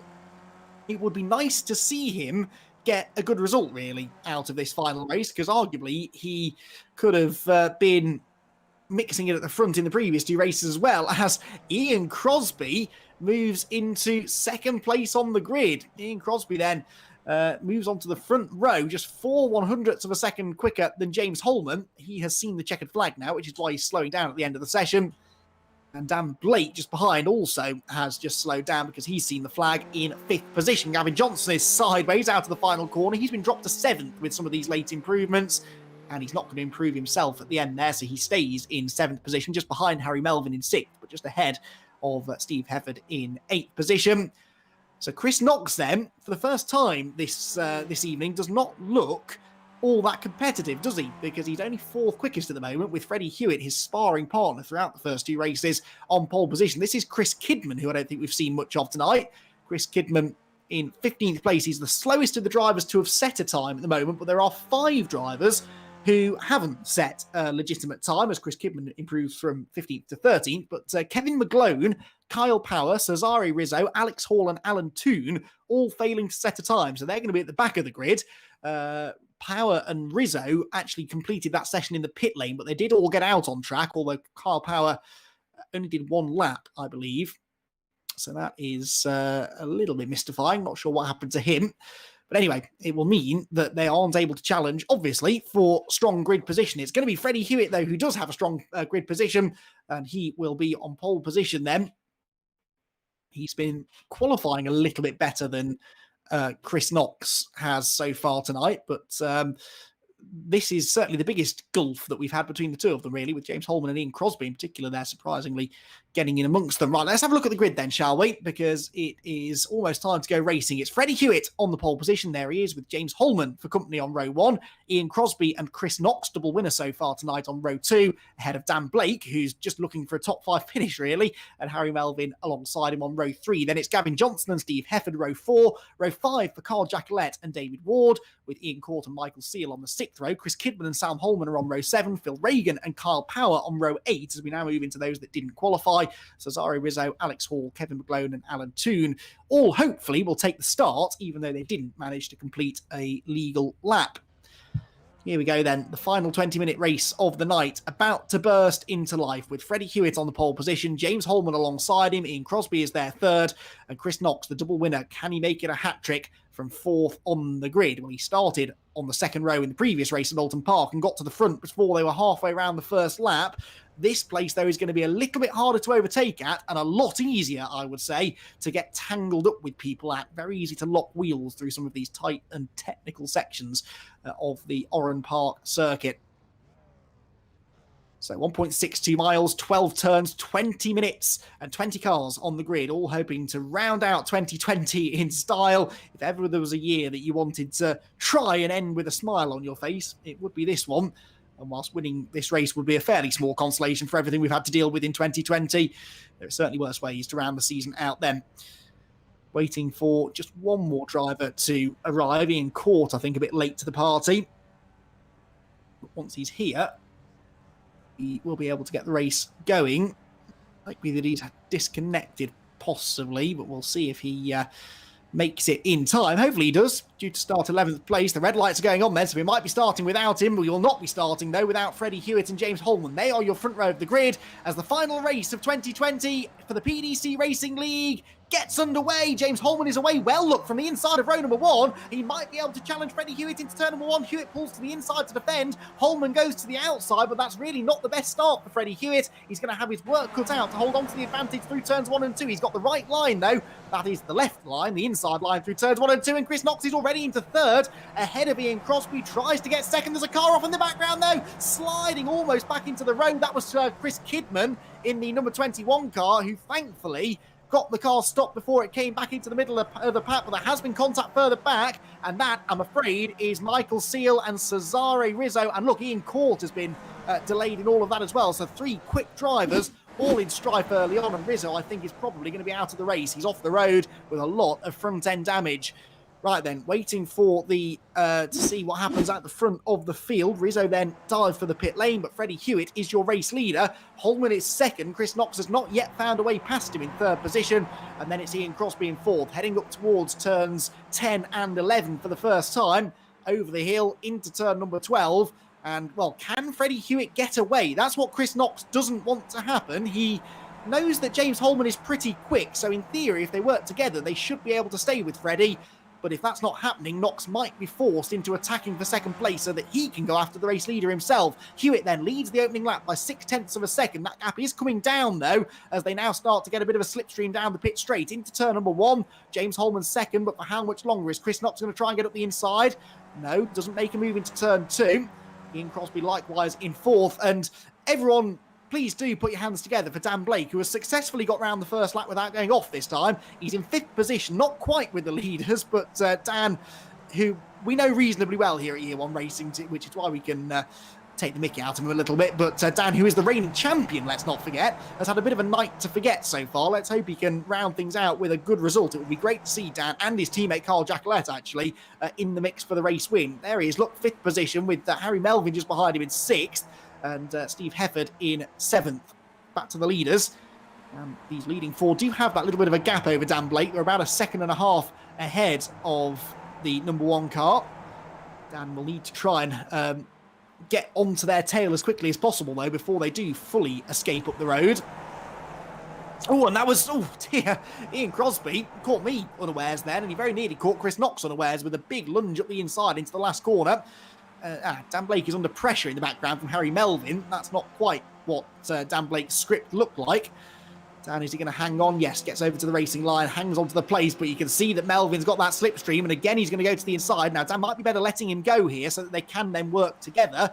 If Melvin is adamant that he's quicker, best not to race him too much, really. Just hook up with him and maybe try to to close that 2.3 second gap that they now have to the leading quartet of cars, who are significantly closer together. Look, according to my timing screen, yes, look at that. Freddie Hewitt, who was about 7/10 clear of Holman at the start of the lap, hasn't had a good first sector, and the gap has absolutely disappeared. So James Holman has now been able to latch back onto the gearbox of the Fastar car, and will now start to try and attack for the race lead. So these four cars continuing to build a cushion over the fifth place battle, but that might start to disappear if they themselves start to trip over each other. Not sure what happened to Freddie Hewitt, because he's now starting to get away again from Holman, who in turn is coming under more and more pressure from a slightly more and more impatient Chris Knox. So I wonder whether maybe there was a moment for the race leader through the first sector. Knox up the inside of Holman there for second place as they go out round turn number 12, and he might just make this work now. He's alongside, but neither of them have carried good exit speed there from the corner as they drag along the start-finish line. Look at that, absolutely nothing in it horsepower-wise, because they're all identical cars, and they both came off the previous corner at the same speed. But the difference is that Chris Knox had the inside line for turns 1 and 2. So Knox does go through, and Knox goes off. Chris Knox has made a mistake. He hops up and throws it all away, traipses through the gravel at turn 2. That is so easy to do. You can see just got a wheel on the dirt, and as soon as you do that, the car's going to go straight on. Now, watch here from on board. There is a little bump just as they hit the brakes there through turn 1, and it just unsettled the back of his car. That put him on the grass, and then he just couldn't turn for turn 2. And actually, he's quite lucky that he didn't make the barriers there or lose more time. He's rejoined in 6th position, just behind, 7th position, but they're both now back ahead of... no, I can't count. Sorry, that's Melvin and Blake ahead of him, 6th position for Knox. I was right the first time. But some sort of 5 or 6 seconds now off the race lead. He's already looking to get back up the inside of Dan Blake, who is not probably going to make this too easy for him. Over the hill again towards the end of the lap. And Dan Blake just takes the inside line there to defend into the final turn. Runs wide, though, on the exit. And so Chris Knox is going to try and, again, get this move that he tried to make on James Holman a lap ago, but this time maybe not go off at the end of the straight whilst making it. Holman will be really annoyed at that as well, because he lost a good half a second or so to Freddie Hewitt as a result of the little moment that Chris Knox had. Oh, again, he's sideways over that bump, but he stays well away from the grass and does now move ahead of Dan Blake. So Chris Knox back into the top 5, but I'm not sure he's got the pace to catch the leading trio, really. Next target will be Harry Melvin, who is 3.2 seconds behind the third place man, Ian Crosby, who just set the fastest lap. Ian Crosby with a 1:15.75 is well and truly in the mix here for a race win, as both he and James Holman now start to reel in Freddie Hewitt once more.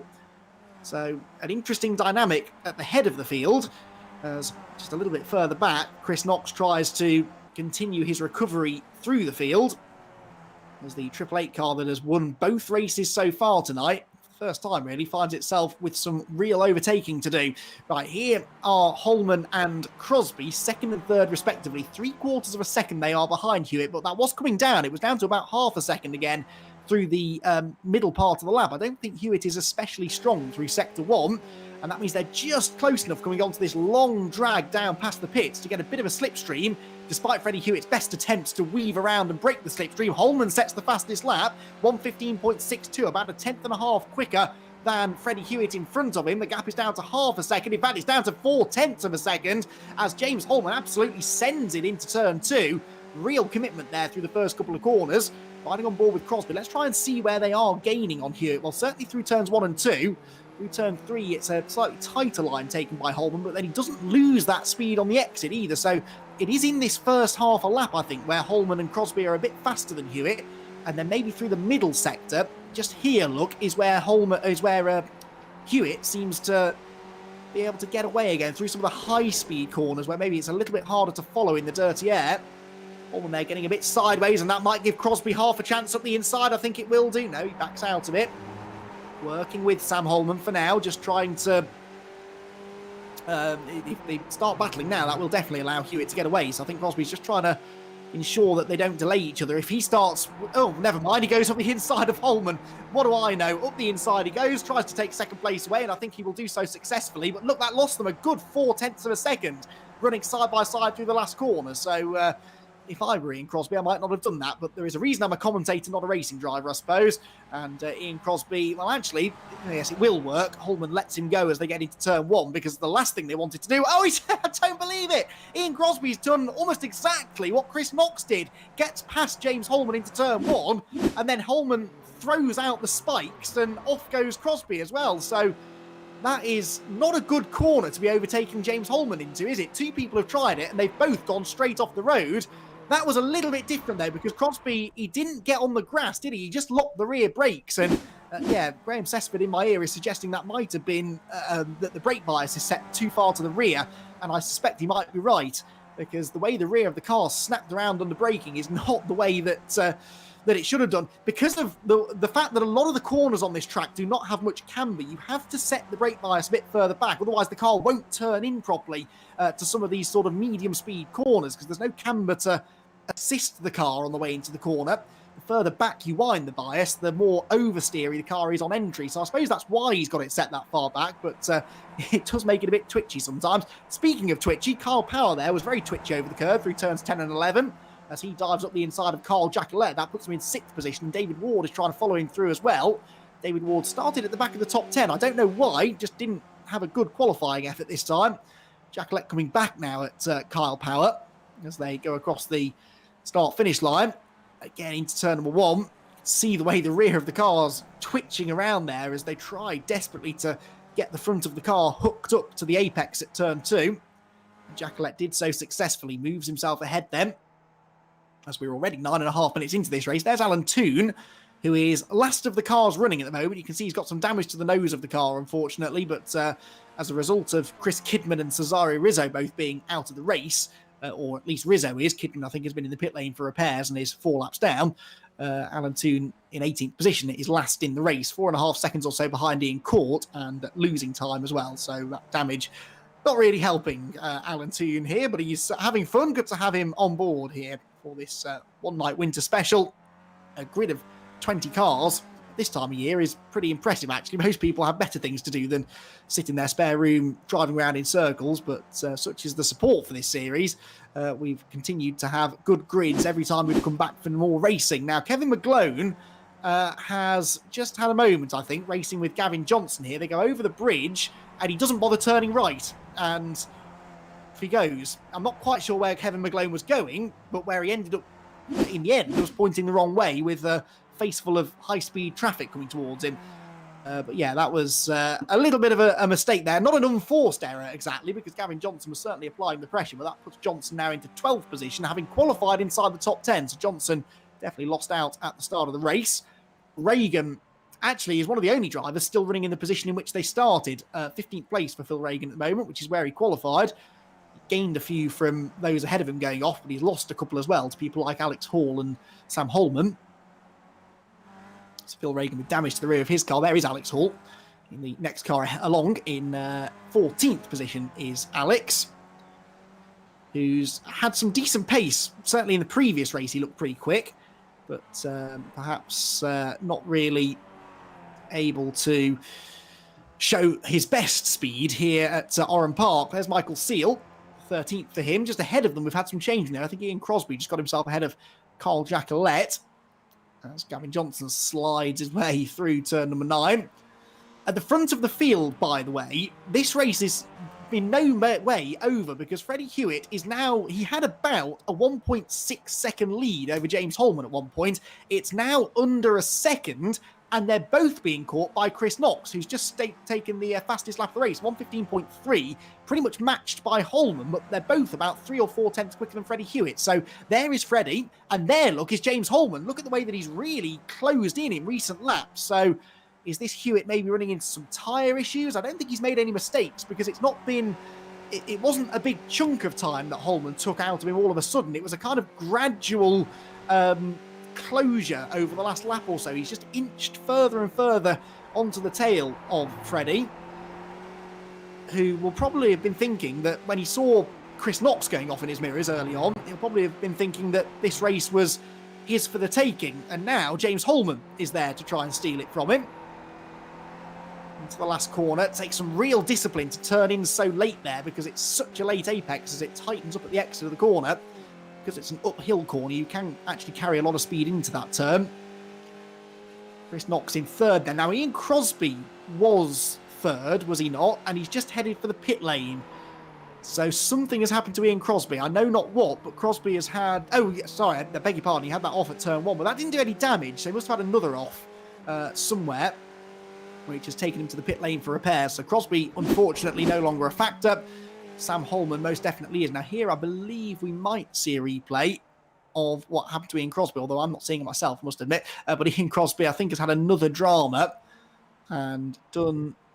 Oh, yes, a big, big accident for Ian Crosby. And no wonder he's had to go to the pit lane. Lots of damage done to the Specsavers car. And so he is out of the race, or at least for the time being, whilst he gets some fast repairs done.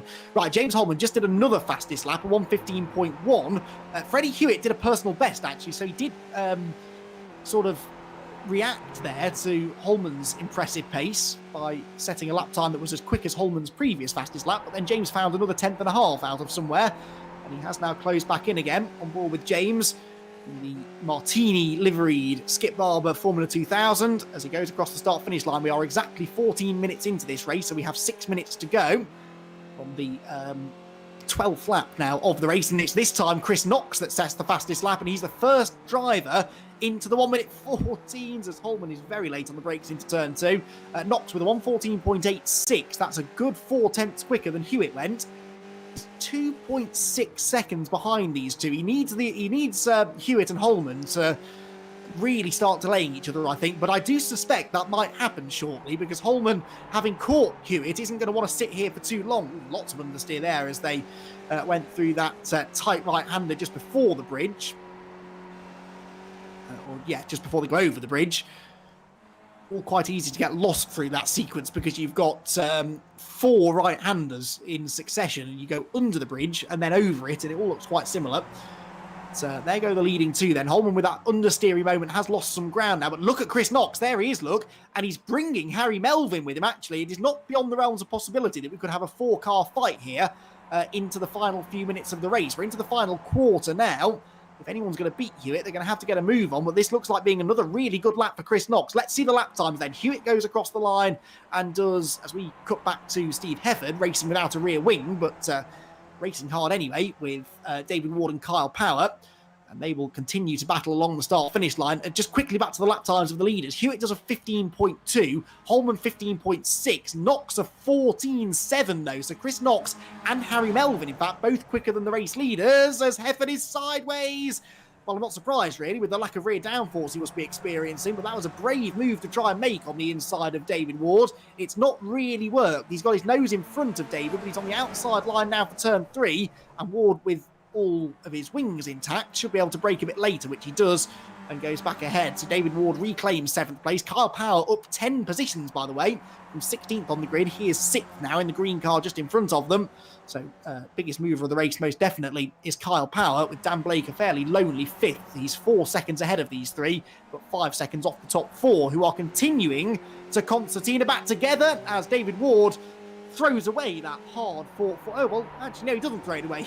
He went off the road, cut the chicane, and rejoined still in front of Steve Hefford, who now takes to the grass himself, trying to find a way back through, side by side through 10 and 11. You can't do that. They're both on the grass again. Hefford is sideways. Ward sees him coming and thankfully manages to avoid the Momo car and comes out still in front. Brilliant racing, this.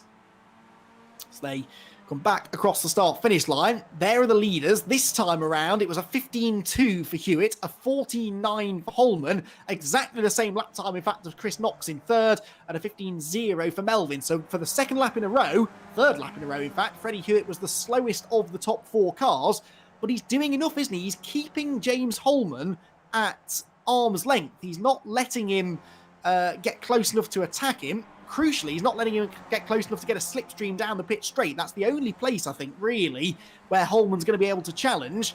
is if he gets a good toe down the pit straight and maybe has a dive into turn 2. So as long as Hewitt gets off that final corner quick enough... Oh, no, he's off! Freddie Hewitt's made a mistake. Well, that was not what he was planning to do. And this is into that part of the circuit where I said it was important that he's quick, because this is the final corner, and James Holman is a lot closer now than he's ever been. Only 0.3 of a second behind, more than close enough to get a slipstream. So this is a golden opportunity now for James Holman to try and get the race lead with 17 minutes and 45 seconds gone. We're into the final couple of laps, and Holman's got the toe. He's closing all the time. It's down to less than a car length, but he doesn't quite get there in time. A back marker to the right-hand side of the road needs to stay out of the way. There's a car spinning to the left as well. Oh my goodness, it's all going on here as the lead battle starts to really ignite, and somehow Freddie Hewitt managed to come out of that still with the lead. But that was a big moment that he had going up through the it was turn 9, wasn't it, that he ran wide at, and that then compromised his speed through 10 and 11 and 12. And look, Holman now, I think, is getting a bit frustrated. He throws it into the right-hander a bit too quickly. That big bump unsettles his car. He runs out wide. And all the while, Chris Knox is closing again. He's only 1.3 seconds behind them now. Now, I reckon he needs to get within about 3/4 of a second or so to start getting a bit of a slipstream down that pit straight. He's not quite... Oh, he might get there by the end of the lap, actually, because he takes another couple of tenths out of them just through that one corner alone. The next lap is going to be the final lap, because we've got just over a minute to go, and they're lapping in the 1 minute 14s and 15s. So this is it then. Final lap of racing tonight, and it's going to be another grandstand finish as James Holman tries desperately to get a race win. He's been quick enough to win in all 3 races tonight, but bad luck in the first 2. Saw him demoted down the order after contact. This time he's kept his nose clean, but can he find a way past Freddie Hewitt? Across the line they go. The top 3 cars covered by 1.3 seconds. So Chris Knox is coming, but I don't think he's going to quite have the time to really engage in battle with these two, unless James Holman goes for a real lunge and ends up delaying the pair of them completely. On board with them with Freddie Hewitt, looking back at James Holman in the Martini car. This is the corner that Holman's been struggling at, but he has a nice tight line that time as they climb the hill over the bridge.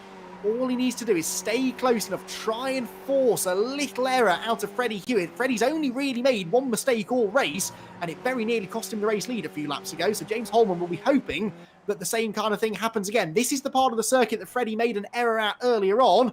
He's a bit sideways over the hill, but he keeps it on the straight and narrow this time, and now, with only a couple of corners to go, I don't really think there's anything that James Holman can do. Up the hill, into the final turn. Look at the way Chris Knox has caught them. Another lap, and Chris Knox might well have been a factor. But Freddie Hewitt is finally going to get to the top step of the podium. He comes across the start-finish line and wins race number 3 of the night here at Oran Park. Wins it by an enormous 4.5 tenths. That is by far the biggest winning margin we've had all night. Second place for James Holman, and Chris Knox, as if to prove a point, sets the fastest lap on the final lap, a 1:14.28 to close to within 0.2 of a second of the top 2. Harry Melvin was 4th, Dan Blake was 5th, Kyle Powell was 6th, Steve Hefford 7th, David Ward was 8th, and then we wait for Gavin Johnson and Michael Seal, hopefully, to come through in 9th and 10th, respectively. But, well, Freddie Hewitt, it's only right, I suppose, that he won a race tonight. He was more than quick enough again in all of the races to win, but maybe just was outfoxed a bit by Chris Knox at Lime Rock Park and Alton Park. But Oran was the park at which Freddie Hewitt was able to find success and finally get himself a race victory, not by a huge margin, but it was a really good final lap, that actually, from Freddie Hewitt. It was his fastest lap of the race, his personal best fastest lap of the race, 1:15.19, but that was 0.9 of a second slower than the overall fastest lap of the race, which was Chris Knox's on the final lap. So despite Freddie really pulling out his best lap at the end there when he needed to, it wouldn't have been enough, I don't think, if Chris Knox had still been in second place. But well, Chris Knox wasn't still in second place. He went off. And that, in the end, was what kind of made the difference, I think. James Holman tried everything he could, just didn't have the pace to challenge Freddie Hewitt. So Freddie Hewitt then takes the final victory of the night, and with 2 second places and a first, that's a pretty solid night. And if they're allocating points for this, then he might well be in with a chance, actually, of beating Chris Knox. I know that the PDC Racing League are very, very happy to have been able to award some trophies for the top 3 drivers tonight. And that is a really nice touch, actually. And that's all thanks to the support of the Racing League members and the competitors who have come out and paid to compete. And they've been able to, thankfully, use some of that money to provide prizes. It's also going towards helping with the future running costs of the series. So thank you to all of the drivers taking part, even those that couldn't make it tonight. So thank you for those that have supported the PDC Racing League in the past, and we hope we'll see you back for the next season of racing, because the racing never ceases to be extremely exciting, and it's a good, fun way of getting some racing in when we can't, unfortunately, go racing in the real world at the moment. That's because of the fact well, we're in December and the weather over here, quite frankly, isn't very nice. So if you want your winter racing fix, iRacing is probably the best place to do it. And why not, therefore, come and take part in the PDC Racing League. That is our final race then of the evening complete. And we've had 3 sensational 20-minute encounters. The first one at Lime Rock Park, a real slipstreaming thriller. So too, in fairness, was the Alton Park race as well. And yeah, really, really exciting stuff as ever from the PDC Racing League. Thank you everyone for joining us. Here, by the way, are the results of that final race of the night. Freddie Hewitt then with the win. James Holman in second position. Third for Chris Knox. Fourth, Harry Melvin. Fifth, Dan Blake. Kyle Power 6th, Steve Hefford 7th, 8th for David Ward, Mike Gavin Johnson and Michael Seal in 10th position. Sam Holman was 11th, ahead of Carl Jackalette in 12th, Ian Court 13th, Kevin McGlone 14th, then Phil Reagan, Alan Toon, Ian Crosby and Alex Hall was the last of the finishers, with Chris Kidman even, and Cesare Rizzo sadly failing to finish. Then we've got a few drivers that have popped along for a little bit of a chat, and I think Chris Knox is probably a good one to start with, because although he didn't manage to win that final race because of that little moment that he had going into turn number 1, he did manage to win the first 2 races of the night. So hopefully we'll be able to get Chris Knox in for a little bit of a chat. And Freddie Hewitt, I can see, has just joined us as well. But Chris, thank you for taking some time to join us. I'll tell you what, I've missed this PDC Racing League. It isn't half exciting, is it? Yeah, I'm glad it's back. Obviously just a little taster for the next upcoming season, but yeah, it's been close between Freddie and I all night.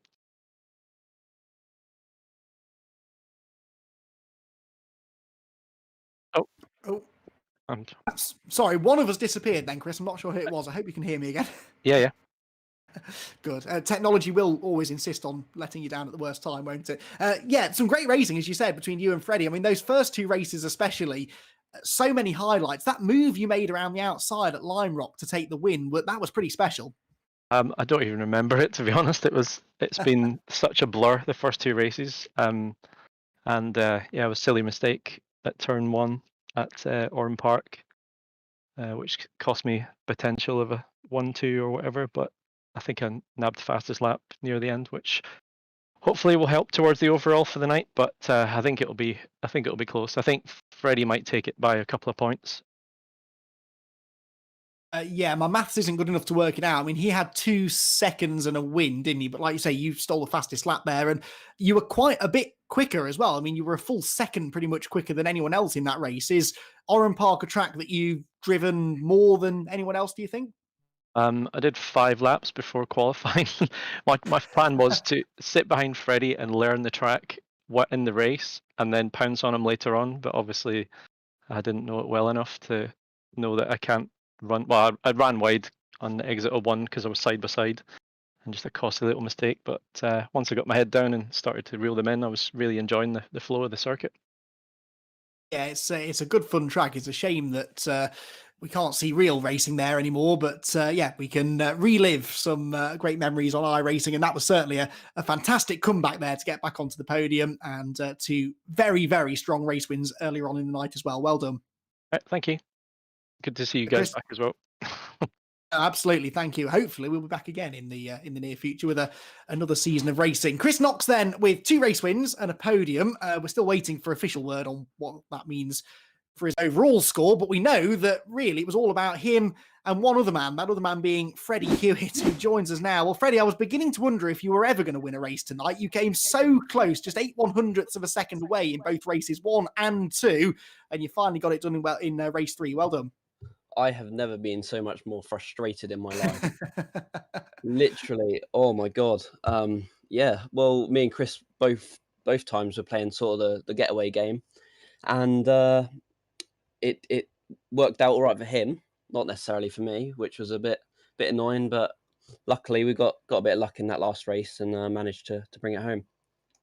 It was a strange race, that final one, because you seemed, obviously, once Chris went off, you had about a 6 or 7 tenth cushion over James, and then that would come down by a few tenths, and then it would go back up again, and then come down, and then go up. Were you struggling to get into a bit of a rhythm? It must be a fairly unfamiliar track for you.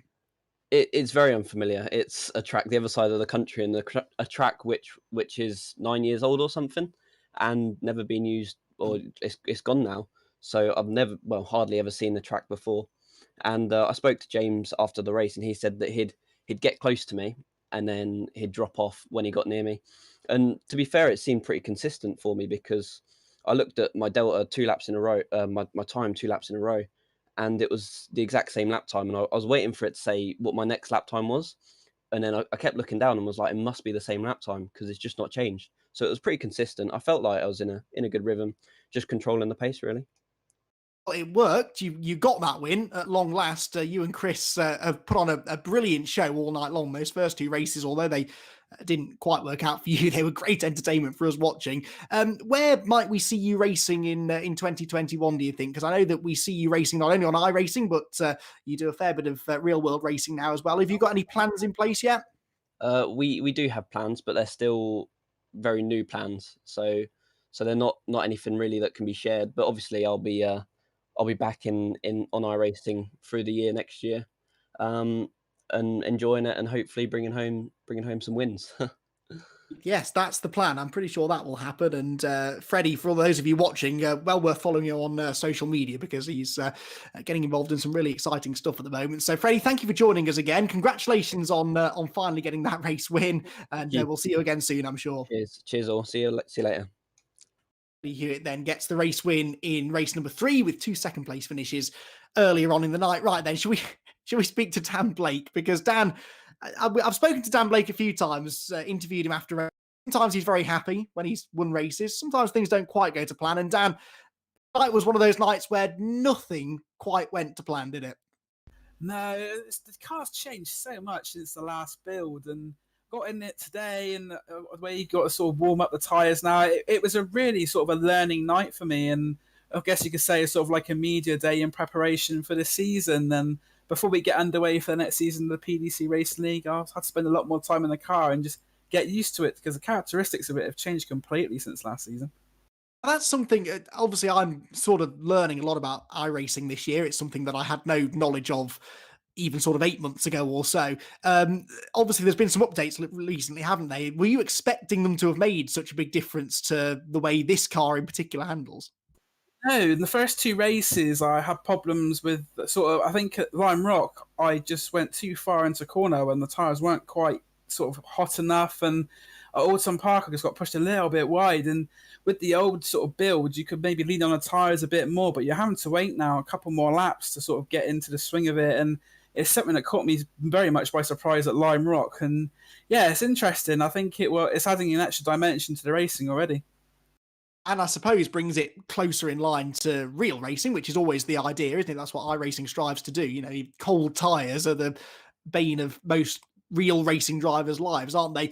Real racing drivers, something that you are as well. And you were one of the last drivers, I think, to get some racing in this year, weren't you, with your Mazda MX-5? How did your slightly delayed 2020 season go in the end? Went pretty well, actually, to be fair. He finished 9th in the championship out of 52, I think it was. So it was very fiercely competitive. It's the first time I've raced in the middle of December as well. We were sort of in the last meeting of the year in the UK. And yeah, I think we got pretty much as well as we could have done with our budget. There was some quite high budget people in the championship as well. And we sort of did well, met my goal for top 10, and it's looking good for 2021 as well. I'm not still sure what we're doing next year, but hoping to know a bit more at the end of January on that one. So yeah, we'll see what's going on with that as well.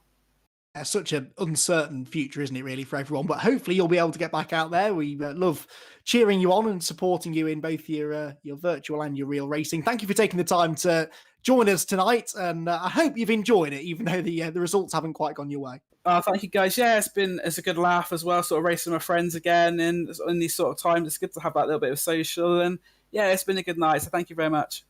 That's a good point, Dan. It's nice to get the chance to get together with everyone for these race nights, and we're hoping, as I said, that in the new year we'll be able to have a full new season of PDC Racing League action for you. Well, thanks, Dan, for joining us. Thanks to Freddie and Chris as well for stepping in for a quick chat with us here on Year One Racing TV. It's been a great night of action, a great way to round out 2020 with 3 absolutely spectacular races from the PDC Racing League.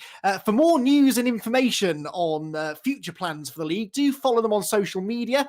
They have pages on Facebook and Instagram. You can also head over to their website, which is pdcracing.com, pdcracing.com, and you can follow the links there to both their iRacing series and also PDC Racing's real world activities, which go much further than just the racetrack. They're involved in some really interesting sort of STEM learning processes, and yeah, there's some really interesting stuff on there. So do head over to their social media pages to keep up to date with not only what's going on with the league, but PDC and PDC Racing in general. Likewise, head over to Year One Racing and Year One TV's social media pages for all of the news on their upcoming broadcasts. Hopefully I'll be back on their airwaves again in the very near future.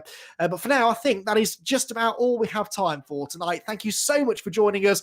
I hope you've been able to get some enjoyment out of this evening. It's not been a great day for most of us, has it? It's not been a great year for most of us, really. But iRacing certainly has provided me with a lot to be happy about this year. I hope that you lot at home have been able to take the same kind of pleasure from it as I have. Thank you to Graham Sessford at Year One Racing as well for getting me involved in sim racing, something I never thought that I would get the chance to do. So thank you very much. And I'm sure we'll get the chance to work together again in the near future. For now, though, from myself, Andy McEwen, everyone at Year One Racing and Year One TV, I hope you have a very, very happy new year, and we will see you again in the very near future.